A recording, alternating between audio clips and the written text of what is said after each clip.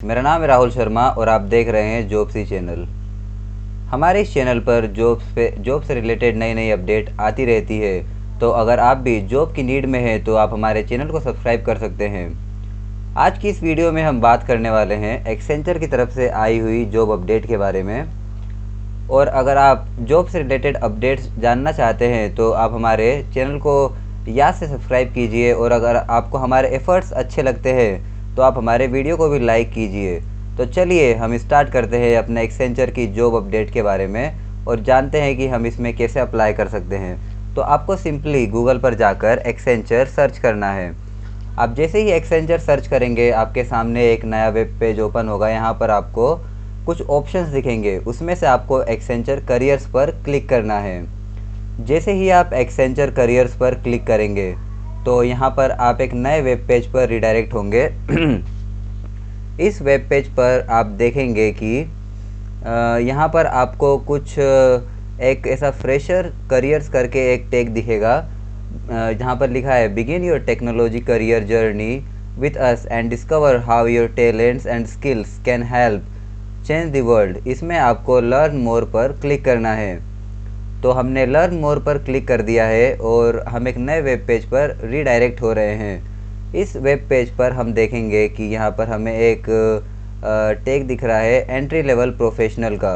यहाँ पर हमें अप्लाई नाउ पर क्लिक करना है। तो चलिए हम अप्लाई नाउ पर क्लिक कर देते हैं, और जैसे ही हमने क्लिक किया है तो हम एक नए वेब पेज पर रीडायरेक्ट हुए हैं। यहाँ पर हमें दो जॉब प्रोफाइल दिख रही है, एक एप्लीकेशन डेवलपमेंट एसोसिएट के लिए है और दूसरी है वो है system and application service associate के लिए। तो जो एप्लीकेशन डेवलपमेंट एसोसिएट की बात करते हैं तो यहाँ पर हम लोग जो कि बीटेक कर रहे हैं वो सभी ब्रांचेस, यहाँ पर लिखा हुआ है ऑल ब्रांचेस और ऑल स्ट्रीम सब एलिजिबल है। बस आपका जो ईयर ऑफ पासिंग होना चाहिए वो 2022 होना चाहिए। मतलब कि आप इस ईयर कमिंग मंथ्स में आपको जो आपका ग्रेजुएशन कंप्लीट हो जाना चाहिए। तो चलिए अभी आज की इस वीडियो में हम बस एप्लीकेशन डेवलपमेंट एसोसिएट की बात करेंगे, और जो system and application service associate की है इसके लिए हम एक अलग से वीडियो बनाएंगे। तो चलिए हम यहाँ पर अप्लाई हेयर पर क्लिक करते हैं। तो हमने एप्लीकेशन डेवलपमेंट एसोसिएट में क्लिक किया है और हम एक नए वेब पेज पर आए हैं। तो यहाँ पर आप देखेंगे कि जो हमें पोस्ट मिलने वाली है वो है एसोसिएट सॉफ्टवेयर इंजीनियर की पोस्ट मिलने वाली है। जो हम एक्सपीरियंस की जो ये मांग कर रहे हैं वो 0 मंथ से लेके 11 मंथ तक चलेगी। जो हमें ये सैलरी देने वाले हैं वो 4,50,000 पर एनम होने वाली है, और जो जॉब टाइप है फुल टाइम होने वाली है। जो लोकेशन हमें मिलेगी वो बेंगलोर, हैदराबाद, पुणे, मुंबई, चेन्नई, गुड़गांव एंड कोलकाता मिलने वाली है। और यहाँ पर जो लास्ट डेट है वो अभी मेंशन नहीं की गई है। तो आप जैसे ही इस वीडियो को कंप्लीट देखेंगे इसके बाद आपका जो पहला काम होना चाहिए वो ये होना चाहिए कि आप जाके जल्दी से जल्दी यहाँ पर इस जॉब प्रोफाइल के लिए अप्लाई कर दे। नहीं तो अगर मान लीजिए कि इन्होंने लास्ट डेट मेंशन कर दी जल्दी और हम लेट हो गए तो हमारा नुकसान हो सकता है। तो यहाँ पर एक डिस्क्रिप्शन दी गई है, तो इसे आप एक बार पढ़ लीजिएगा। हम यहाँ पर एलिजिबिलिटी जो कि मेन चीज़ रहती है उसके बारे में बात करते हैं। हम यहाँ पर एलिजिबिलिटी और प्रोसेस के बारे में बात करेंगे। तो एलिजिबिलिटी की बात करते हैं। यहाँ पर BTech, M tech, MCA and MSc, और जैसे कि यहाँ तक तो हमारे बीटेक के तो सभी ब्रांचेस अलाउड है, और MCA और MSc में जो CSE और IT ब्रांचेस के हैं वही लोग अप्लाई कर सकते हैं। और जो ईयर ऑफ पासिंग वो है सबका 2022 ही होना चाहिए, और जो एजुकेशन टाइप होना चाहिए वो फुल टाइम होना चाहिए। अगर आप MBA और PG DBM कैंडिडेट है तो आप इसके लिए अप्लाई नहीं कर सकते हैं। आपका एप्लीकेशन एंड ऑन बोर्डिंग के टाइम में कोई बैकलॉग नहीं होना चाहिए। मतलब कि जब आपका पूरा एप्लीकेशन का प्रोसेसिंग होगा एग्ज़ाम क्लियर करने के बाद में, और आपके ऑन बोर्डिंग के टाइम में आपका कोई भी बैकलॉग नहीं होना चाहिए। आपका जो मैक्सिमम 1 ईयर का गैप एजुकेशन में अलाउ करती है एक्सेंचर। और यहाँ पर दिया गया है कि candidate should not have appeared for Accenture recruitment assessment और interview process in the last 3 month. मतलब कि अगर आप अभी इस जॉब के लिए अप्लाई करना चाहते हैं तो प्रीवियस 3 मंथ्स में आपने किसी भी एक्सेंचर के जॉब के लिए अप्लाई नहीं किया होना चाहिए, तो ही आप यहाँ पर अप्लाई कर सकते हैं। फिर यहाँ पर बोला गया है कि candidate should not have more than 11 month of experience. मतलब कि आप फ्रेशर है तो चलेगा, बाकी आपका जो एक्सपीरियंस है वो 11 मंथ से एक्सीड नहीं करना चाहिए। उसके बाद candidate must be eligible to work in India इधर बाय सिटीजनशिप और have relevant work permit document. तो ये सभी हम सभी के लिए एप्लीकेबल है, इसमें कोई दिक्कत की बात नहीं है। और अगर आप नेपाल या भूटान के सिटीजन हैं तो आपके लिए कुछ एक्स्ट्रा डॉक्यूमेंट्स लगते हैं, जैसे कि overseas citizenship of India and person of India origin. उसके बाद है you are willing to work in any business unit service line within the company, ये सभी कंपनी में कॉमन रहता है। और उसके बाद है you are willing to join और reallocate to any Accenture office across India, ये भी सभी कंपनीज में कॉमन रहता है। मतलब कि आपको कंपनी के रिक्वायरमेंट के अकॉर्डिंग आपको एलोकेशन दिया जा सकता है और आपको बाद में रीअलोकेट भी किया जा सकता है। तो चलिए हम आगे बढ़ते हैं और प्रोसेस देखते हैं कि प्रोसेस क्या होने वाली है हमें इस एसोसिएट सॉफ्टवेयर इंजीनियरिंग की पोस्ट को पाने के लिए। तो यहाँ पर असेसमेंट प्रोसेस दिया गया है। यहाँ पर दिया गया है कि if you are eligible you will receive an email invitation to attend online assessment. मतलब कि पहले हम फॉर्म भरेंगे हम अगर एलिजिबल होंगे तो हमें एक इन्विटेशन आएगा ऑनलाइन असेसमेंट से के रिगार्डिंग। उसके बाद दी assessment is scheduled into stages and must be completed with in the scheduled time. ये हमारा जो असेसमेंट होगा 2 स्टेजेस में होगा और हमें इसे एक स्केड्यूल टाइम में कंप्लीट करना रहेगा। हम जैसे ही फॉर्म भर देंगे तो हमें कुछ दिन में एक मॉक असेसमेंट के लिए ईमेल आएगा। ये मॉक असेसमेंट हमारा 20 मिनट्स का होगा और ये मॉक असेसमेंट मैंडेटरी है। इससे हमें ये मालूम पड़ता है कि हमारा जो सिस्टम का रिक्वायरमेंट है, जो हमारा इंटरनेट कनेक्शन है वो अप टू डेट है कि नहीं, ताकि हमें जब हम एग्ज़ाम थे तो हमें कोई दिक्कत ना हो। और हमें एग्ज़ाम का लेवल भी पता पड़ता है कि हमें किस लेवल की तैयारी करनी पड़ेगी अगर हमें ये एग्ज़ाम क्रैक करना है तो चलिए हम पहले असेसमेंट पे बात करते हैं। तो यहाँ पर असेसमेंट 1 की बात करेंगे। ये असेसमेंट 1 जो होगा ये 90 मिनट्स का होने वाला है, यानी 1 आवर एंड 30 मिनट्स। इसमें 2 पार्ट होंगे, कोग्निटिव एंड टेक्निकल असेसमेंट होगा और दूसरा टेक्निकल असेसमेंट होगा।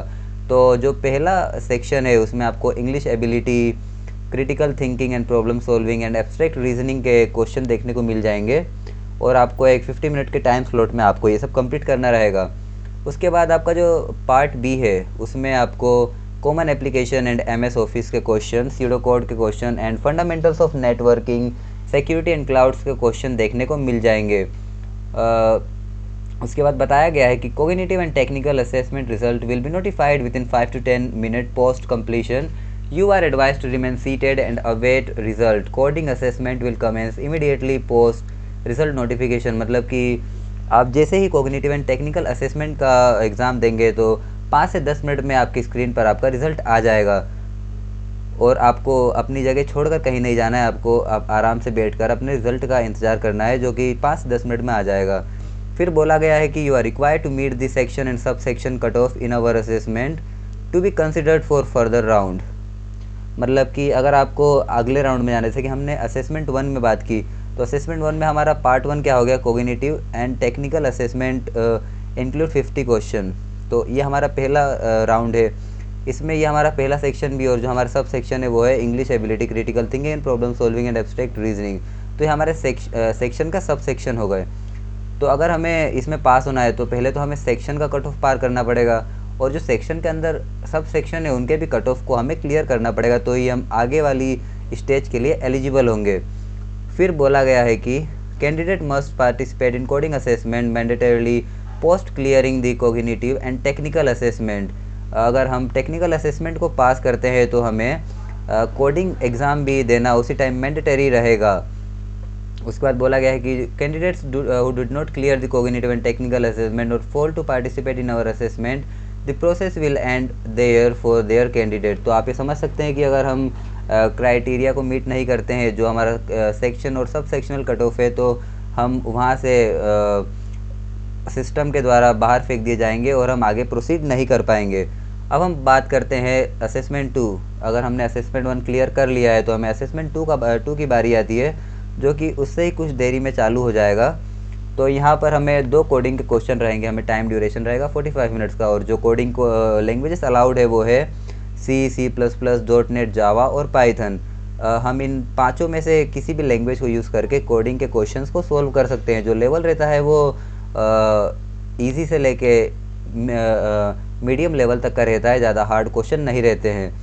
उसके बाद हम बात करते हैं असेसमेंट थर्ड की। अगर हमने ये दोनों पास कर लिए हैं और ये जो रहते हैं दो, ये आपके एलिमिनेशन राउंड भी रहते हैं। जो हमारा असेसमेंट 1 है और असेसमेंट 2 है, जो कोडिंग असेसमेंट है, अगर हम इसमें अच्छा परफॉर्म नहीं कर पाते हैं तो हम एग्ज़ाम से और इस रेस से बाहर हो सकते हैं। बाकी जो ये थर्ड राउंड है ये बहुत ईजी रहता है और ये एक एलिमिनेशन राउंड नहीं रहता है। तो इसमें हमें एक 30 मिनट का टाइम स्लॉट मिलता है। उस 30 मिनट टाइम स्लॉट में कुछ एक्टिविटीज़ रहती है, जैसे कि हमें एक कहानी सुनाई जाएगी और हमें उस कहानी को वापस दोहराना रहेगा। उसके बाद हमारे कुछ स्क्रीन पर कुछ लाइन्स अपीयर होगी, हमें उन लाइन को रीड आउट करना रहेगा और फिर हमसे कुछ इजी क्वेश्चन पूछेंगे, वो हमें आंसर करना रहेगा। जैसे कि व्हाट इज़ योर नेम, तो हमें अपना नाम बताना रहेगा। और ऐसे ही बहुत सिंपल क्वेश्चन आपसे पूछे जाएंगे। मुझे इनका एक्सपीरियंस है क्योंकि मैं खुद भी 2021 बैच का पास आउट हूँ और मैंने भी एक्सेंचर का जो ये असेसमेंट था वो क्लियर किया था और मेरा ऑफ़र भी आया था एक्सेंचर की तरफ से। तो चलिए आगे बढ़ते हैं और हम चलते हैं अप्लाई नाउ पर क्लिक करते हैं। जैसे ही हमने अप्लाई नाउ पर क्लिक किया, यहाँ पर दो केसेस होंगे। आप यहाँ पर पहले से आपका अकाउंट है और आपका अकाउंट नहीं है।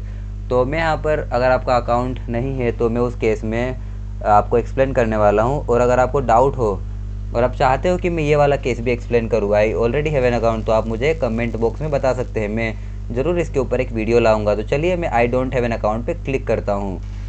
यहाँ पर जैसे ही मैंने क्लिक किया तो हम एक नए वेब पेज पर रीडायरेक्ट हो रहे हैं। इस वेब पेज में हम देखेंगे कि एक रजिस्ट्रेशन फॉर्म ओपन हुआ है जिसमें कि हमें डूज़ एंड डोंट्स बताए गए हैं। यहाँ पर हमें फ़ोटो अपलोड कैसे करना है, अपने जो गवर्नमेंट आईडी कार्ड है उन्हें कैसे अपलोड करना है, यही सब बताया गया है। तो चलिए हम सिंपली नेक्स्ट पर क्लिक करते हैं। अब जैसे ही हमने नेक्स्ट पर क्लिक किया है तो यहाँ पर एक हमारा रजिस्ट्रेशन फॉर्म ओपन होने वाला है। इस रजिस्ट्रेशन फॉर्म में हमें अपनी डिटेल्स भरनी रहेगी। तो यहाँ पर हमें जो जॉब रोल है वो दिख रहा है, इसे हम एडिट नहीं कर सकते हैं और हमें यहाँ पर जॉब डिस्क्रिप्शन देख सकते हैं क्लिक करके। उसके बाद हमें यहाँ पर पूछा गया how did you find out about this job, मतलब आपको इस जॉब के बारे में कैसे मालूम पड़ा। तो यहाँ पर आपको कुछ ऑप्शन मिलेंगे, जैसे कि job board, Accenture, employee referral, social media advertisement, campus. तो आपको जैसे ही पता पड़ा हो आप यहाँ पर सेलेक्ट कर सकते हैं और उस पर क्लिक कर सकते हैं।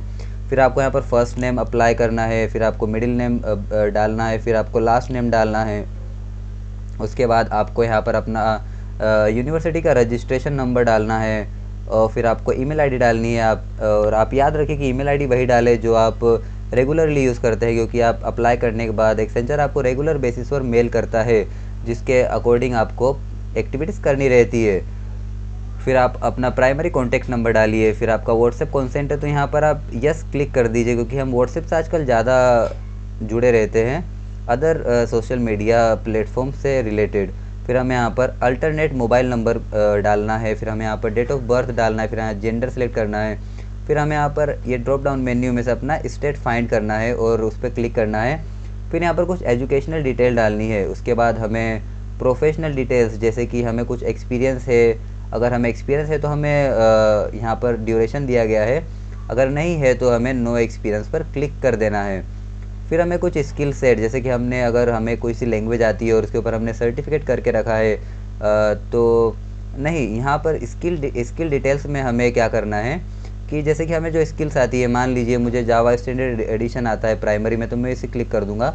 और सेकेंडरी में मुझे C++ आती, तो मैं यहाँ पर C++ ढूंढ के यहाँ पर क्लिक कर दूंगा। तो इस हिसाब से आपको जो भी आता है आपको यहाँ पर क्लिक करना है। फिर आपको सर्टिफिकेशन डिटेल आएगी।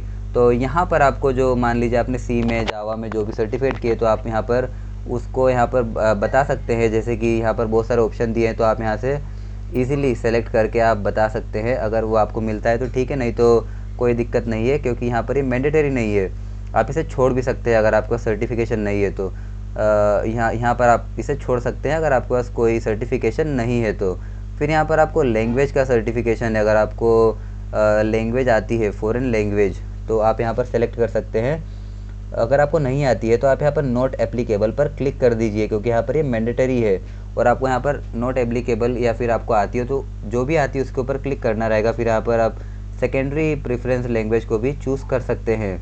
उसके बाद आपका प्रीफर्ड जॉब लोकेशन आएगा। तो यहाँ पर आप ड्रॉप डाउन मेन्यू में जो भी आपको लोकेशन पसंद हो, जहाँ पर आप फर्स्ट प्रायोरिटी रखते हैं, उसे आपको फर्स्ट प्रीफर्ड प्रेफरेंस में रखना है, सेकंड वाले को सेकंड में और थर्ड वाले को थर्ड में रखना है। उसके बाद अदर्स डिटेल जैसे कि गैप इन एजुकेशन, तो अगर आपका गैप है तो आप यहाँ पर कीजिए, नहीं है तो आप यहाँ पर नो कर दीजिए। उसके बाद आपका बैकलॉग क्या है, फिर आपका पूछा गया है कि have you worked in Accenture before, तो आपने किया हो तो यहाँ पर यस कर दीजिए, नहीं तो फिर नो कर दीजिए। उसके बाद आपको पूछा गया कि आपने 3 महीने के अंदर किसी भी एक्सेंचर के एग्ज़ाम में आपने अप्लाई किया है क्या, आपने एग्ज़ाम दिया है क्या, तो यहाँ पर अगर आपने किया है तो यस कर दीजिए, नहीं तो नो कर दीजिए।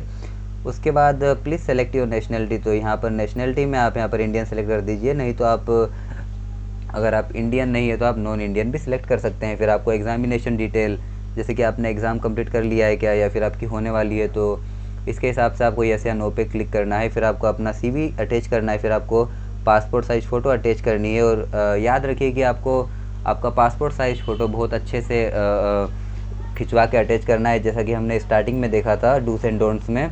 फिर आपको गवर्नमेंट फ़ोटो ID भी वैसे ही करना है जैसे हमने डूस एंड डोंट्स में देखा था। फिर आपको यहाँ पर कुछ डिक्लेरेशन एंड कंसेंट मिलेगा, आप इसे अच्छे से पढ़ लीजिएगा, समझ लीजिए, और आप यहाँ पर simply yes and I agree yes I agree पे क्लिक करके आगे बढ़ सकते हो और आप अपने एप्लीकेशन को सबमिट कर सकते हैं। तो ये थी आज की प्रोसेस जिसमें मैंने आपको बताया कि आप कैसे एक्सेंचर की जो जॉब अपडेट आई है उसमें अप्लाई कर सकते हैं।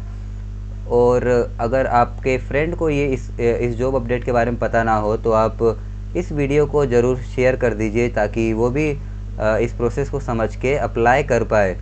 अगर आप चाहते हैं कि मैं एक आपको फॉर्म सबमिट करके दिखाऊं, जैसे एक अच्छे से पूरी डिटेल्स भर के सबमिट करके दिखाऊं, तो आप मुझे कमेंट बॉक्स में ज़रूर बताइए, मैं उसके लिए भी एक अलग से वीडियो बनाऊंगा। और अगर आपको मेरा एफ़र्ट अच्छा लगा हो तो आप मेरे वीडियो को लाइक और मेरे चैनल को सब्सक्राइब ज़रूर कीजिए, ताकि इससे मुझे भी मोटिवेशन मिलेगा और मैं आपके लिए नई नई जॉब अपडेट्स लाते रहूँगा। तो आशा करता हूँ कि आपको ये वीडियो अच्छी लगी होगी, और आप मुझे कमेंट बॉक्स में ज़रूर बताइए कि आप किस स्टेट से हैं और आपकी ब्रांच क्या है, ताकि जो भी मुझे फ्यूचर में अपडेट्स मिलेगी मैं फटाफट से अपने चैनल पे ला दूँ और आप फटाफट से बिना देरी के उसके लिए अप्लाई कर पाए और एक अच्छी सी जॉब ले पाए। तो चलिए आज की वीडियो को हम ख़त्म करते हैं और मिलते हैं अगली वीडियो में। जब तक के लिए good bye and take care, see you.